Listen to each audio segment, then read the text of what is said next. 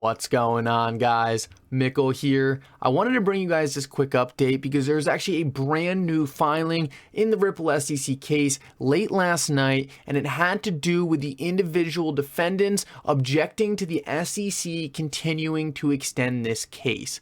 This motion wasn't as flashy as the other huge motion out of Ripple last night regarding Bill Hinman's 53 Ethereum free pass emails, but this new motion we're going to talk about in this video actually contains some super interesting stuff in it regarding when we can expect this case to end and Ripple's strategy for ending this thing once and for all. We're also going to get into some timetables of when we can expect this case to end. I think it's going to be super interesting. Like always, guys, make sure you like and subscribe. It helps this channel out so much and means so much to me. Let's jump right into it though. And just so you guys know, this filing actually came out of Brad Garlinghouse and Chris Larson's camp. It had to do with the individual defendants portion of the case. The individual defendants portion of the case is actually running parallel to the Ripple case. They have to essentially do with the same issue. Is XRP a security or not? But this case is really broken into Chris Larson and Brad Garlinghouse and then Ripple. At the end of the day, it's all fighting about the same thing, and the SEC is just trying to delay this entire process any way they can. They don't have any new evidence to the table, so for them, the only weapon they have is to delay. But with that said, let's open it up. And I really like the way this document was written. It was straightforward, in plain English, and straight to the point. So let's read it. The SEC has delayed resolution of this case long enough. The individual defendants have affirmed their willingness to forego additional discovery after filing their answers in the interest of moving this case forward. So this is pretty important. One of the claims the SEC was trying to make, they were trying to say, oh, it doesn't really hurt anyone if we just delay this a little longer, because Brad Garlinghouse and Chris Larson, they can get more evidence too. This doesn't only favor the SEC. All parties can look to bring more evidence to the table, so it shouldn't really affect anyone if we just make the discovery phase, like I said, for this portion of the case, not the Ripple portion of the case, just make it a little longer. Well, the Ripple lawyers are saying, no way. We know our clients are innocent. We have brought so much evidence to the table that proves that in no way were our clients ever given fair notice that XRP would one day be called a security by the SEC.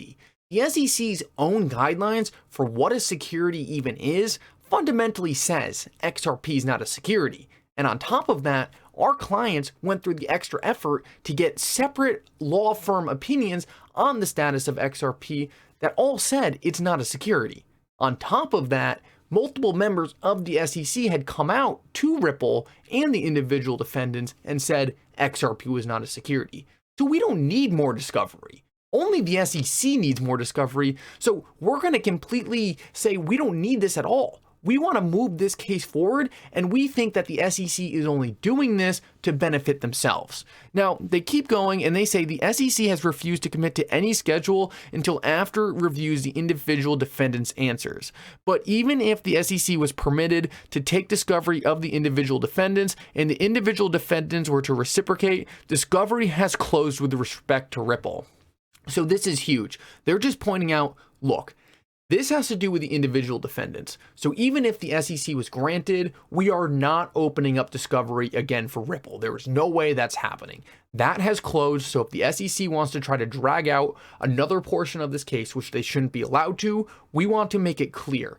The portion of this case having to do with Ripple is done. It's closed, or the discovery period is done with. They then go on to say nothing should further delay Ripple from moving for summary judgment and demonstrating to the court that XRP is not a security. So here we get the first glimpse of Ripple's strategy going forward. They want to move to summary judgment ASAP. Summary judgment is essentially where the court can essentially make rulings on the most important issues regarding this case. Ripple wants to get to this point ASAP. There's been speculation that certain parties might want to go to trial. Well, it looks like we just got a clear answer from Ripple. They want to go to summary judgment, and next after this, I'm going to show you guys exactly when we should expect summary judgment to take place and whether or not we will see a settlement beforehand. I also like the next part when they say demonstrating to the court that XRP is not a security. This was kind of just like an extra jab at the SEC. They're saying, look, it is obvious XRP is not a security, and we're going to show that in summary judgment. I love the confidence here. It was just a very well said, super straight to the point, and really just hits the SEC pretty hard here. I just really like this motion out of Ripple. Now, let's take a look of when we can expect summary judgment to take place and whether or not we can expect to see a settlement before or after summary judgment.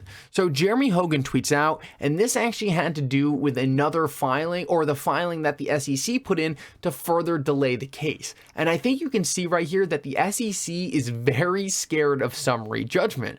That's because they haven't brought any new evidence to this case in a very long time. The SEC has been playing defense on a case that they brought, which is so ironic. They should be on the offense, yet they are constantly defending attacks from Ripple, and that's why they're looking to delay. They have been so busy being on defense, they haven't gotten any opportunities to bring any decent points to the court. Therefore, they want to delay summary judgment because I think if they went there right now, they would get their butts kicked by the court. So the SEC is requesting an extension, of course, but look at footnote 2.